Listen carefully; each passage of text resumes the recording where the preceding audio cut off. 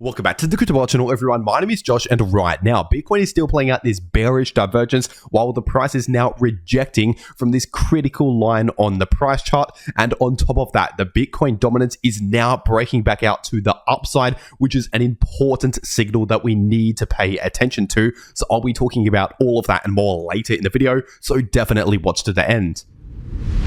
First of all, starting off on the weekly Bitcoin chart, and right now the price of Bitcoin, technically speaking, is still in a larger bull market because as of right now, we've not confirmed any bear market signals, at least as of right now. So of course, the short-term situation is looking a bit bearish, which I'll talk about in just a moment, but the longer-term situation for Bitcoin, at least at the time of recording this video, is still currently looking more bullish than bearish because of course, during these bull runs, as I've explained recently here on the channel, we can see short-term dumps along the way up. For example, in this bull run, we saw multiple 20 to 30% dumps in the price of Bitcoin. And then in this bull run back in 2021, we saw around a 20% dump right here and around a 30% dump in January 2021 during that bull run. And so ultimately, when we're zooming out, looking at the bigger picture, as of right now, the price of Bitcoin is technically still in a larger bull market, as we can see, until it's confirmed otherwise. Obviously, we have a possible bearish divergence currently forming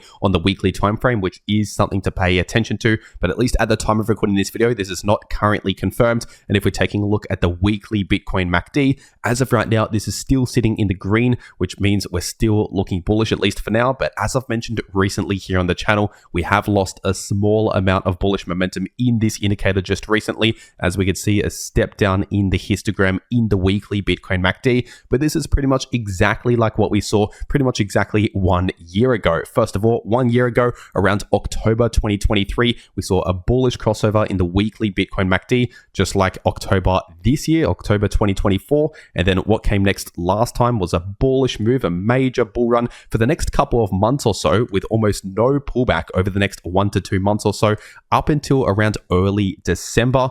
And then we started to see a bit of a short-term dump and a lot of choppy sideways price action, with the price just consolidating sideways in a bit of a sideways price range, with short-term dumps and short-term bounces for around 1 to 2 months or so. And as of right now, we're seeing something very similar. Obviously, we saw that bullish crossover in October, a major bullish move in the price of Bitcoin over the next couple of months or so until around early December, with almost no pullbacks during that bullish move right there, just like last year. But right now, we're losing some bullish momentum, starting to see a bit of short-term dumps here and there and some short-term bounces. So ultimately chopping around sideways on this weekly time frame in the shorter term, just like what we saw last year. And so if we're looking at what happened last time, obviously no guarantees. Just because it happened last time, it does not guarantee it's going to play out the exact same this time around. But just for reference, if we're looking at what happened last time, we played out that sort of price action, just chopping around sideways in the short term up until around mid to end January.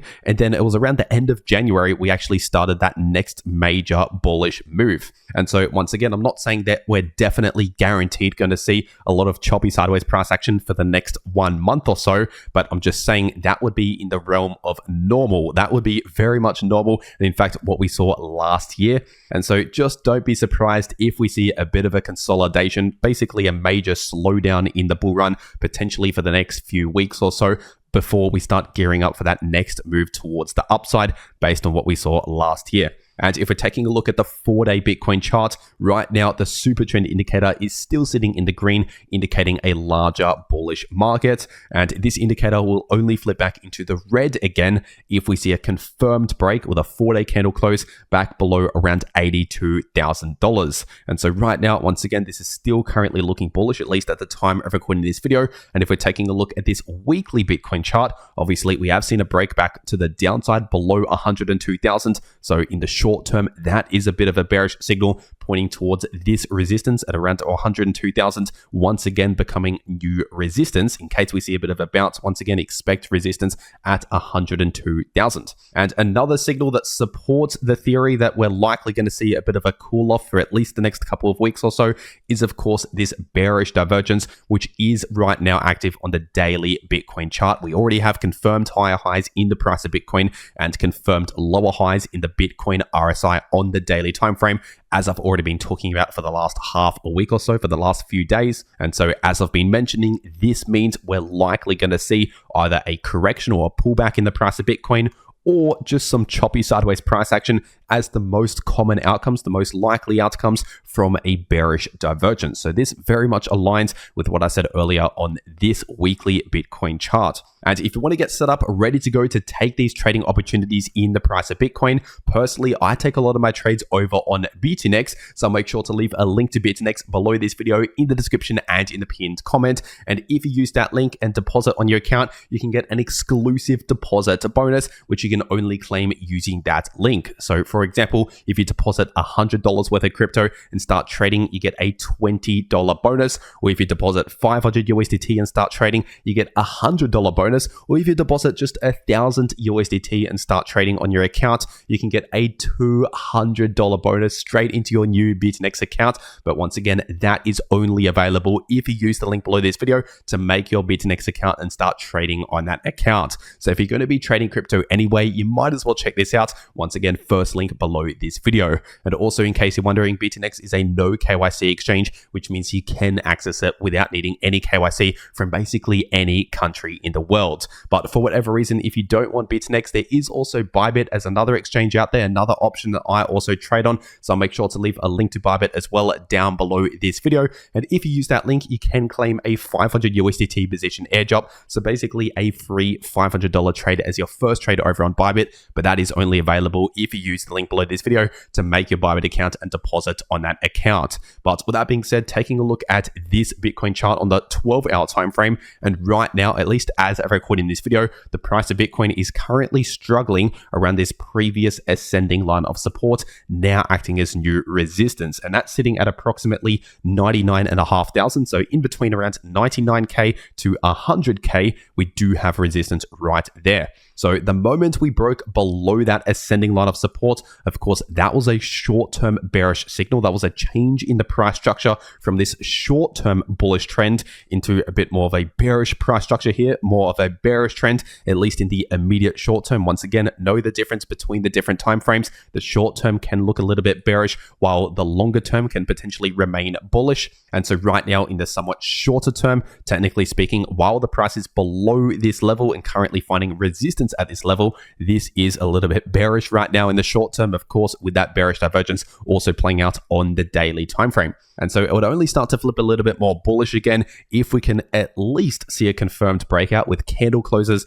back above 100,000, and ideally confirming a breakout back above around 102,000, because that is also potentially a major level of resistance again at around 102k. But when it comes to support, right now we do have a little bit of short-term support right here based on the volume profile indicator, sitting in between around 96,500 to 98,000 approximately, acting as support. But if we break back below 96,500 or below 96,000 really, then in that case, the next short-term support is sitting in between around 91 to 92,000. And so far we've bounced from almost exactly 92,000. So right now that is also acting as major support. And now, while the price of Bitcoin is playing out a bit of a short-term correction as of right now, playing out this bearish divergence and things like that in the shorter term, while that is happening, the Bitcoin dominance is actually spiking to the upside again and breaking out above this previous line of support here on the weekly Bitcoin dominance chart. So this is definitely a signal we need to pay attention to,